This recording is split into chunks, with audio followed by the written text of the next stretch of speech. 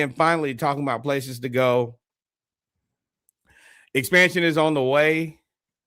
The interesting story here for me is not that Vegas and Seattle are the places where they expect to go.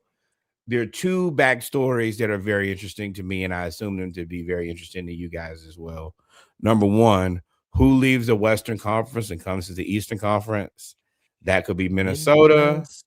Minnesota or That New Orleans. could that could be New Orleans, or it could be Memphis. I think those are the three teams, and two of them would have to come And they're east. all up in the line.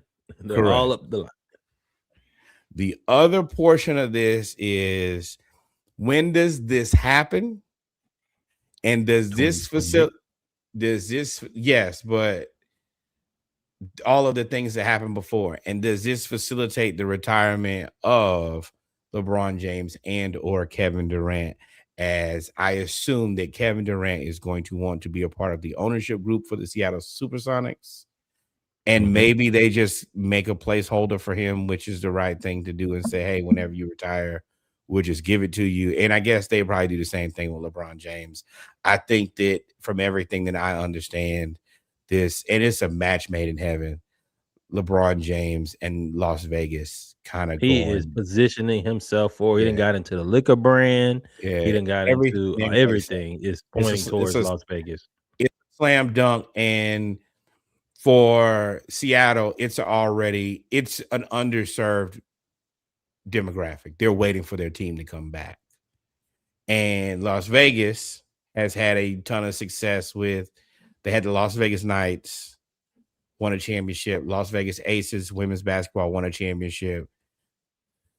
You believe eventually the Oakland or whatever athletic situation will transpire where they'll go to Las Vegas, but that is a dogfight right now. And I know that Vegas doesn't have a natural basketball demographic, but if you drop LeBron James anywhere, then people are going to be interested.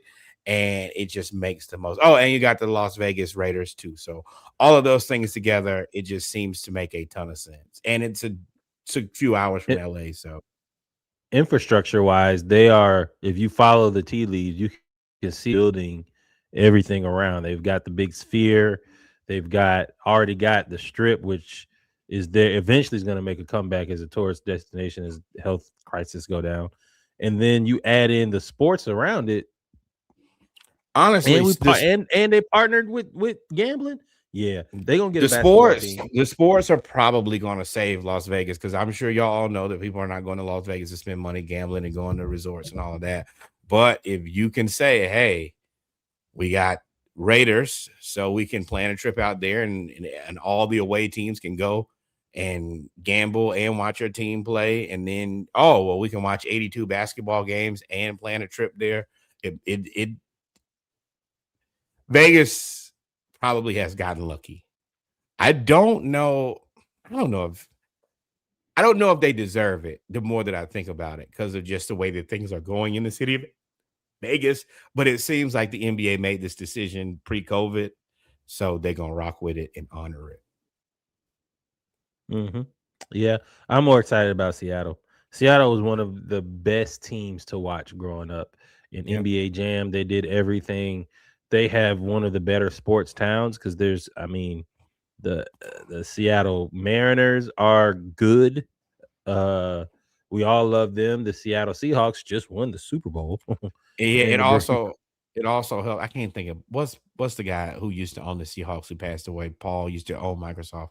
But what he did, like really making the Seattle Seahawks and the 12th man and all of that, and kind of redeveloping that team, they're and I think losing the Supersonics, they're going to be appreciative of, hey, we kind of messed this up the first time.